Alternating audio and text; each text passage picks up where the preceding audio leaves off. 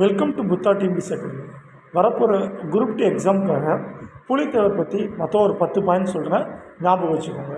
First point, Pulithevar எந்த பகுதி ஆண்டார்னு கேட்டாங்கனாக்கா நெற்கட்டும் சேவல்.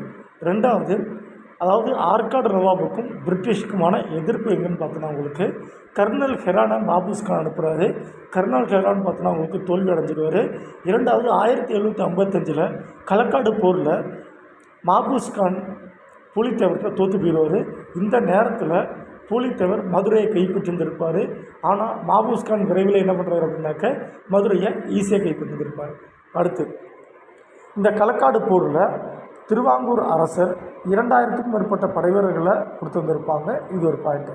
அடுத்து, புலித்தேவர் பற்றி இன்னும் 2 முக்கியமான விஷயம் ஞாபகம் வச்சுக்கணும். படைத்தளபதிகள், ஒருத்தர் ஒண்டி வீரன், இன்னொருத்தர் பற்றி பார்த்தோன்னா பெருசாக பேசியிருக்க மாட்டாங்க, பட் வெண்ணி காலடி, அந்த பேர் நல்லா ஞாபகம் வச்சுக்கோங்க.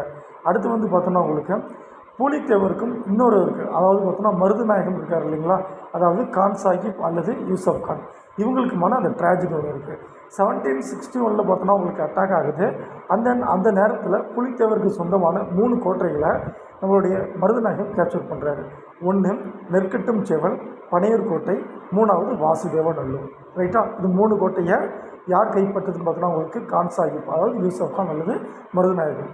அடுத்து 1764 பிரிட்டிஷுக்கு அகெயின்ஸ்டாக துரோகம் பண்ணாருன்னு சொல்லி பிரிட்டிஷ் அரசாங்கம் மருதுநாயகமே தூக்கில் போடுறாங்க. இந்த நேரத்தை பயன்படுத்தி புலித்தேவர் என்ன பண்ணுறாரு அப்படின்னாக்க மீண்டும் நெற்கட்டும் சேவலை கைப்பற்றார்.